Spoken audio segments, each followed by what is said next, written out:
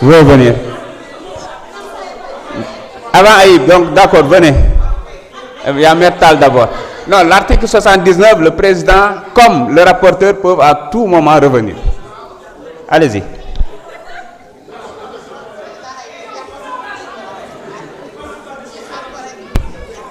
Monsieur le Président.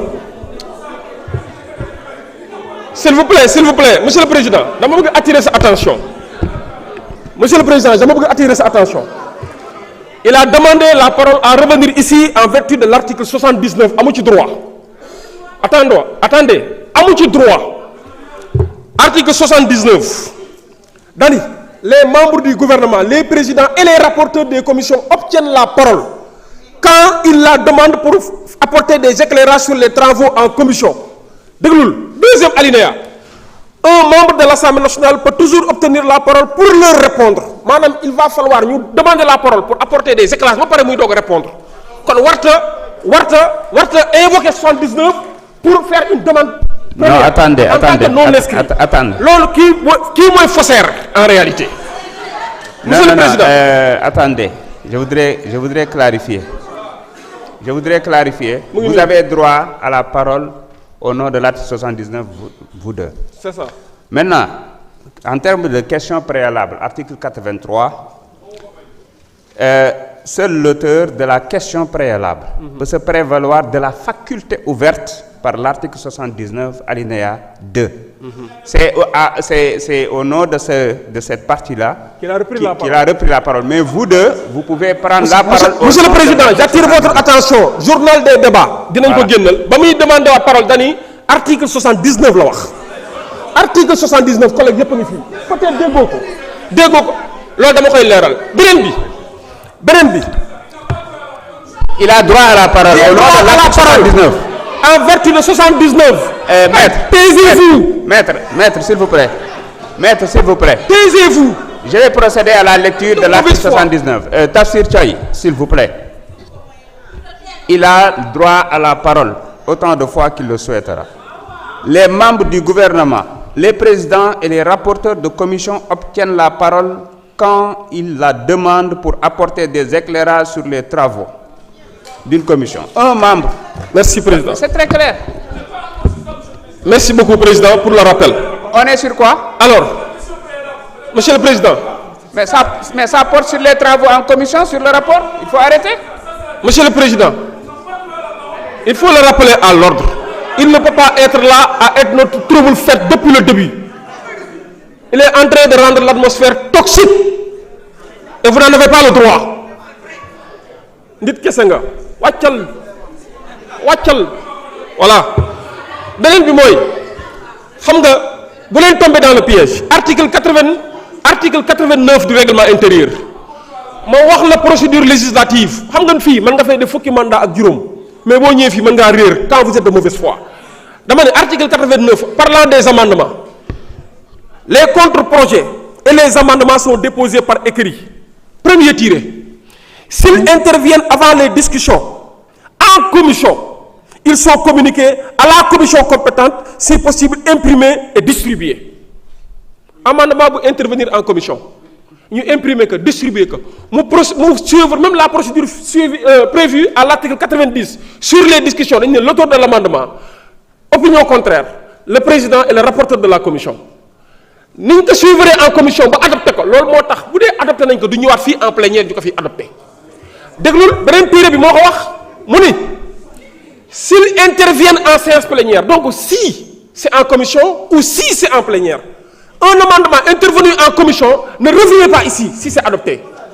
Un amendement qui est intervenu pour la première fois en plénière, xana ko nga bëro day délu wat commission, il faut que ngeen lire texte yi, bay leen li ngeen def lire.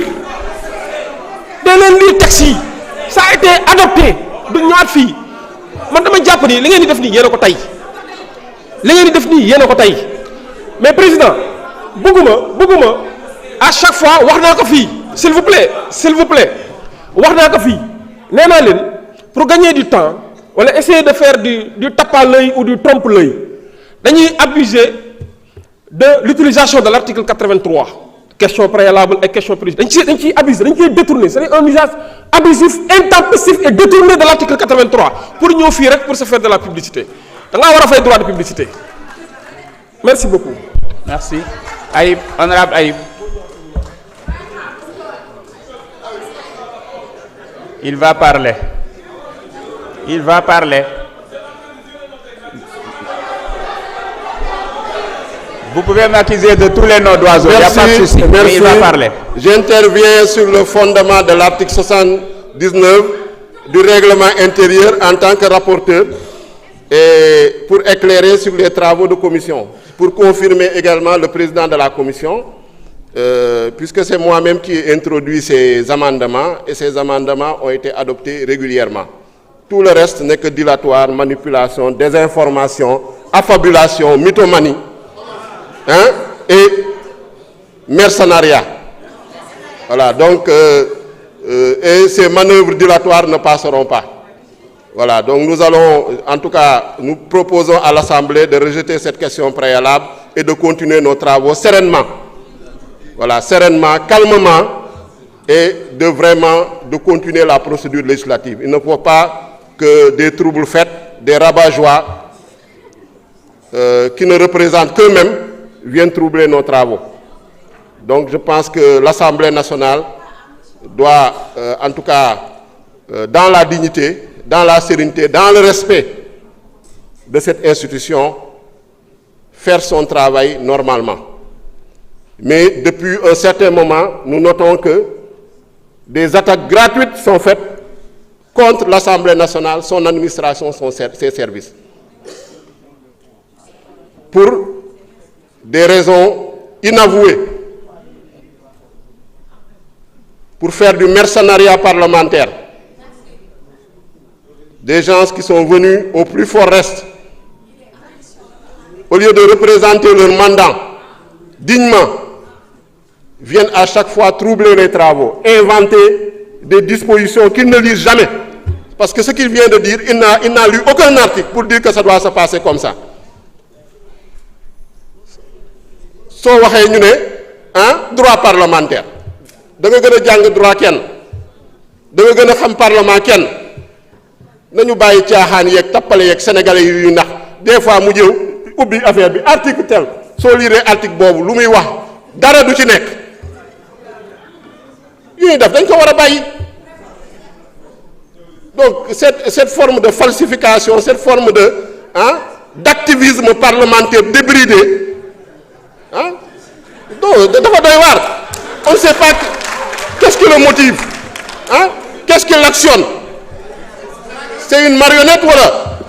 Bon, président, parce que sur le fond, si tu as un article pour appuyer sa question préalable, nous avons dit que si tu as un article. Donc pour moi, on doit continuer la procédure législative.